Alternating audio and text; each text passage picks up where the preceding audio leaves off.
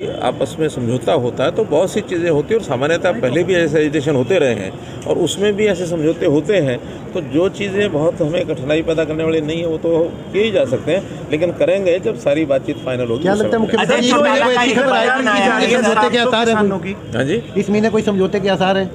अब वो क्या पता, आज जैसे उन्होंने बातचीत की है कि हो सकता है वो कल ही आके मिल जाए, और कल भी हो सकता है, कभी भी हो सकता है। अजय चौटाला का एक बयान आया, उन्होंने कहा है कि अगर बड़े चौटाला साहब चाहें तो कुछ भी हो सकता है राजनीति में, यानी कि डायरेक्शन वहां जा रही है, इनेलो की तरफ जा रही है। क्या पता वो आपको छोड़कर इनेलो के साथ समझौता कर लें आने वाले चुनावों के अंदर। देखिए, ये राजनीति है, लोकतांत्रिक पार्टियां हैं, अपने अपने तरीके से सबकी अपनी नीति होती है, सबको अपना चलना होता है। अगर समझौते पहले भी होते हैं, अब भी हैं, आगे भी होंगे, तो समझौते में कौन पार्टी क्या करेगी इसका तो उस पार्टी को पता है। हमको तो ये पता है कि आज अच्छी सरकार हमारी चल रही है और दोनों पार्टियों का समझौता बहुत ही अमिकेबली, बहुत ही तरीके से चल रहा है। हम साथ एक मिल करके चल के और अपने सारे एजेंडे को अपना। मुख्यमंत्री, एक बड़ा सवाल है कि करनाल को एनसीआर से बाहर निकालने के लिए आपने पीछे वो भी अनुशंसा भी की थी। लोगों की बड़ी परेशानी है कि यहाँ फैक्ट्रियाँ नहीं चल पा रही, उनके लिए अलग से रूल रेगुलेशन आ गए हैं, और एनसीआर होने के नाते देखिए, जब एनसीआर में ये सारा क्षेत्र आया था उस समय सबको लगता था कि भी एनसीआर में आने के बाद बहुत से लाभ मिलेंगे, लेकिन अब चूँकि इतने वर्षों के बाद लगा है कि कोई बहुत लाभ नहीं है। फिर भी एनसीआर का अर्थ ये है कि जो नेशनल कैपिटल है दिल्ली, उसका दबाव कम होकर के आसपास के शहरों में वो दबाव, यानी प्लानिंग बना करके वहाँ उनको रास्ता बनाया जाए ताकि दबाव उधर बने। और एक एरिया हमने तय किया है कि उस एरिया में लगभग 100 किलोमीटर का एरिया हमने सुझाव दिया, अभी फाइनल होना है कि 100 किलोमीटर दिल्ली के इर्द गिर्द वो सारा एनसीआर रहेगा। उसके बाद जितने रेडियल जितने भी एरियाज़ हैं उनमें जो है प्लानिंग बना करके उसमें विकसित किया जाएगा, ताकि जो नेशनल हाईवेज़ हैं या रेलवे लाइंस हैं, मेट्रोज़ हैं, वो एक रेडियल तौर पर उसके अंदर विकास शहरों का हो।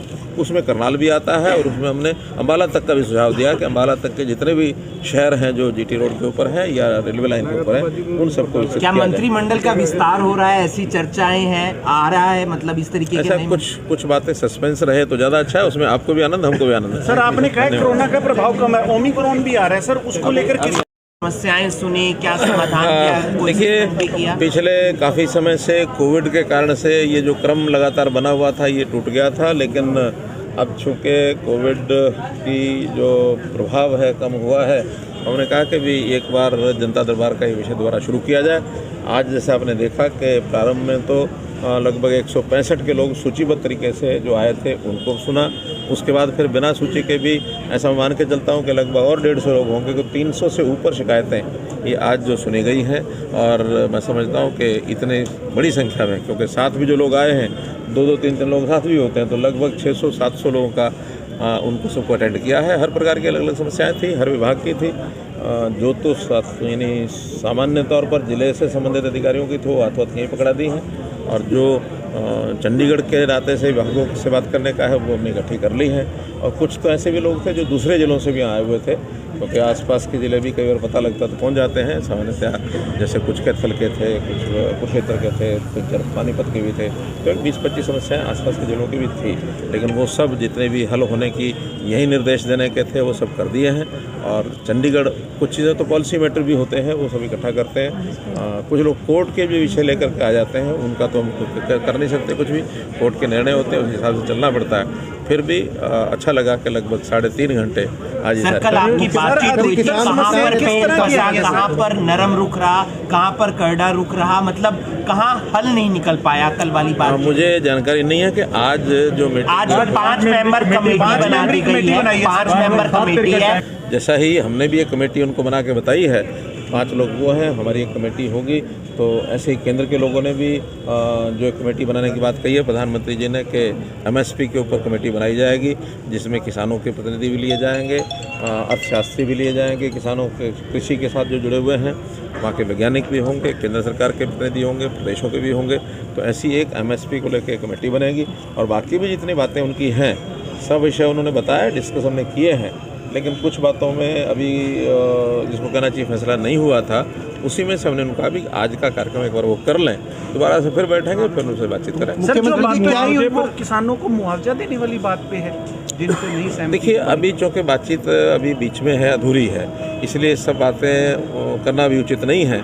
जब उनसे बुलाएंगे, बैठ के बातचीत करेंगे, जब भी फैसला होगा तो इन तो मुख्यमंत्री क्या आप वापस लेने को तैयार हैं, क्योंकि आपकी समर्थन पार्टी के इस तरीके के बयान भी आ रहे हैं? जब कोई आपस में समझौता होता है तो बहुत सी चीज़ें होती हैं, और सामान्यतः पहले भी ऐसे एजिटेशन होते रहे हैं और उसमें भी ऐसे समझौते होते हैं। तो जो चीज़ें बहुत हमें कठिनाई पैदा करने वाली नहीं है वो तो किए ही जा सकते हैं, लेकिन करेंगे जब सारी बातचीत फाइनल होगी। क्या लगता है मुख्यमंत्री अजय चौटाला का एक बयान आया है, समझौते के आसार हैं?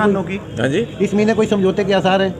अब वो क्या पता, आज जैसे उन्होंने बातचीत की है कि हो सकता है वो कल ही आके मिल जाए, और कल भी हो सकता है, कभी भी हो सकता है। अजय चौटाला का एक बयान आया, उन्होंने कहा है कि अगर बड़े चौटाला साहब चाहें तो कुछ भी हो सकता है राजनीति में, यानी कि डायरेक्शन वहां जा रही है, इनेलो की तरफ जा रही है। क्या पता वो आपको छोड़कर इनेलो के साथ समझौता कर लें आने वाले चुनावों के अंदर?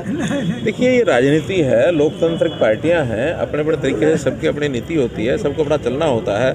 अगर समझौते पहले भी होते हैं, अब भी हैं, आगे भी होंगे, तो समझौते में कौन पार्टी क्या करेगी इसका तो उस पार्टी को पता है। हमको तो ये पता है कि आज अच्छी सरकार हमारी चल रही है और दोनों पार्टियों का समझौता बहुत ही अमिकेबली, बहुत ही तरीके से चल रहा है। हम साथ एक मिल करके चल के और अपने सारे एजेंडे को अपना। मुख्यमंत्री, एक बड़ा सवाल है कि करनाल को एनसीआर से बाहर निकालने के लिए आपने पीछे वो भी अनुशंसा भी की थी। लोगों की बड़ी परेशानी है कि यहाँ फैक्ट्रियाँ नहीं चल पा रही, उनके लिए अलग से रूल रेगुलेशन आ गए हैं, और एनसीआर होने के नाते देखिए, जब एनसीआर में ये सारा क्षेत्र आया था उस समय सबको लगता था कि भी एनसीआर में आने के बाद बहुत से लाभ मिलेंगे, लेकिन अब चूँकि इतने वर्षों के बाद लगा है कि कोई बहुत लाभ नहीं है। फिर भी एनसीआर का अर्थ ये है कि जो नेशनल कैपिटल है दिल्ली, उसका दबाव कम हो करके आसपास के शहरों में वो दबाव, यानी प्लानिंग बना करके वहाँ उनको रास्ता बनाया जाए ताकि दबाव उधर बने। और एक एरिया हमने तय किया है कि उस एरिया में लगभग 100 किलोमीटर का एरिया हमने सुझाव दिया, अभी फाइनल होना है कि 100 किलोमीटर दिल्ली के इर्द गिर्द वो सारा एनसीआर रहेगा। उसके बाद जितने रेडियल जितने भी एरियाज़ हैं उनमें जो है प्लानिंग बना करके उसमें विकसित किया जाएगा, ताकि जो नेशनल हाईवेज़ हैं या रेलवे लाइंस हैं, मेट्रोज़ हैं, वो एक रेडियल तौर पर उसके अंदर विकास शहरों का हो। उसमें करनाल भी आता है और उसमें हमने अम्बाला तक का भी सुझाव दिया कि अम्बाला तक के जितने भी शहर हैं जो जीटी रोड के ऊपर हैं या रेलवे लाइन के ऊपर हैं, उन सबको विकसित किया जाए। क्या मंत्रिमंडल का विस्तार हो रहा है, ऐसी चर्चाएं हैं, आ रहा है, मतलब इस तरीके के? ऐसा कुछ बातें सस्पेंस रहे तो ज़्यादा अच्छा है, उसमें आपको भी आनंद, हमको भी आनंद है। सर, आपने कहा कोरोना का प्रभाव कम है, ओमिक्रॉन भी आ रहा है सर, उसको लेकर किस क्या अभिषेक है?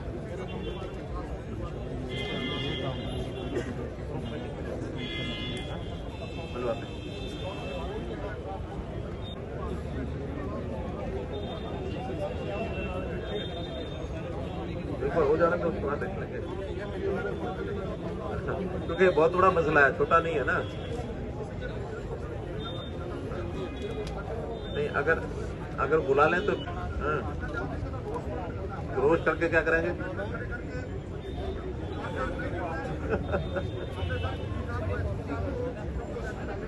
चलो, आपकी मीटिंग कराए तो चक्का जाम नहीं करोगे ना?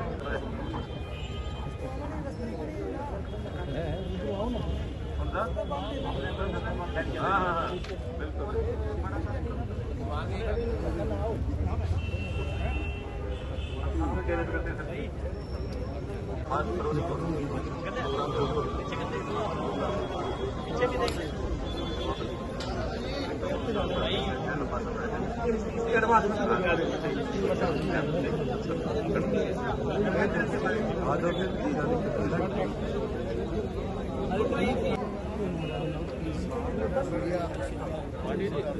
पार्टी जी